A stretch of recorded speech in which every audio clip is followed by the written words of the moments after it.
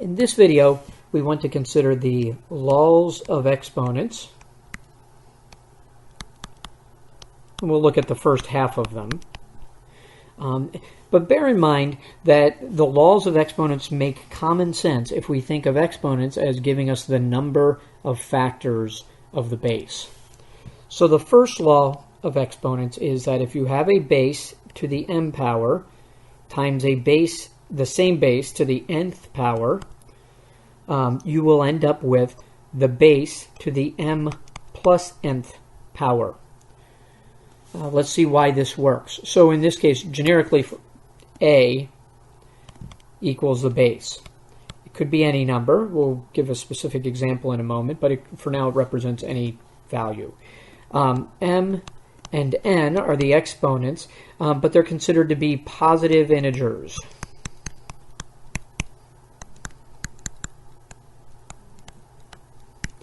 So for this example, let's consider what would happen if we had 5 to the 4th power times 5 to the 2nd power.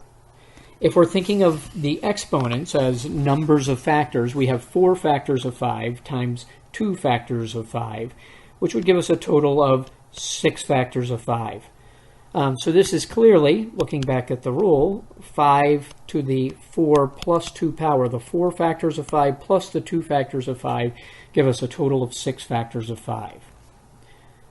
The second rule is closely related but involves division instead of multiplication.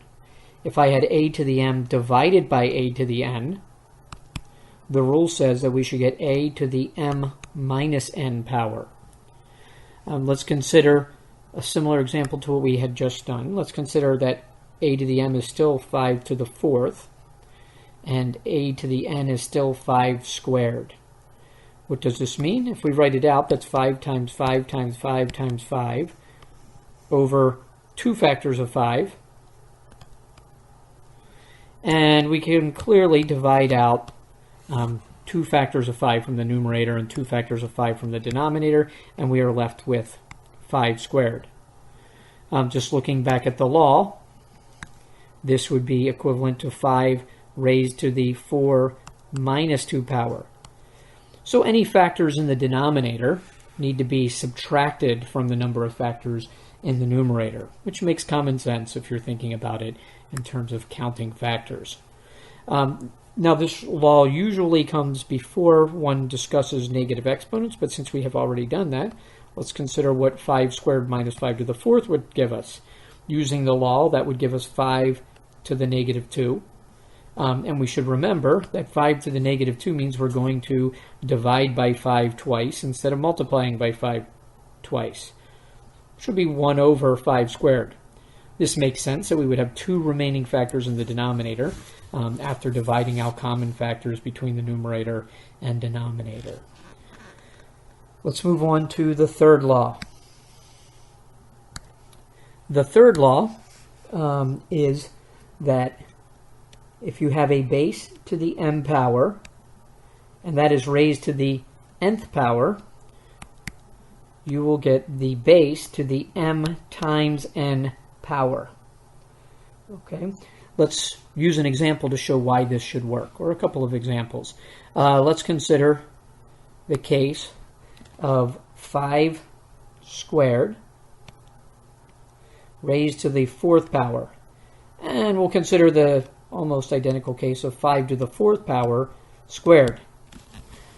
5 squared raised to the 4th power would be 5 squared times 5 squared times 5 squared times 5 squared. Each 5 squared represents 2 factors of 5.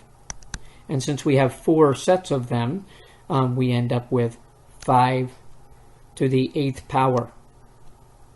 Okay, and clearly that is 5 to the 2 times 4 power. We had 4 sets of pairs of factors of 5. If we reverse it and think of 5 to the 4th squared, that would be 4 factors of 5 times another 4 factors of 5.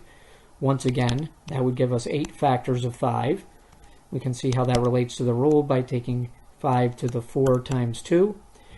we had two factors with 4 factors of 5 each. So 4 times 2 will give us 8, just like the law predicts.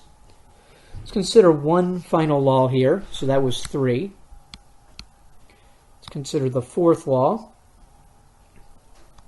They can be numbered differently in different texts, so there's nothing special about the number. But if I had a times b to the n, that should equal a to the n times b to the n. Now notice we've introduced a second letter here, b. B is just like a. So a is one base, and b, we'll call it base 2. So they're different bases, okay, so that we have to worry about here. But let's look at an example to see why this makes sense.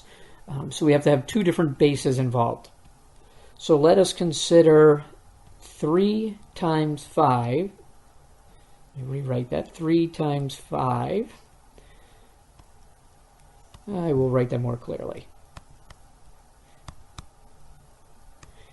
Raised to the, we'll say, second power. Okay, so this could be carried out a couple of ways. You could multiply it, get the product of 3 times 5 and get 15 and square it. But if we want to apply the rule, we should say that this would be equal to 3 times 5 times 3 times 5 again. Now, because multiplication is commutative and we can associate things as we wish, we can change this to 3 times 3 times 5 times 5, which is clearly 3 squared times 5 squared. So if we have a product raised, taken a certain number of times, okay, or used as a factor n times, we will end up with n factors of each of the bases, just like the law predicts.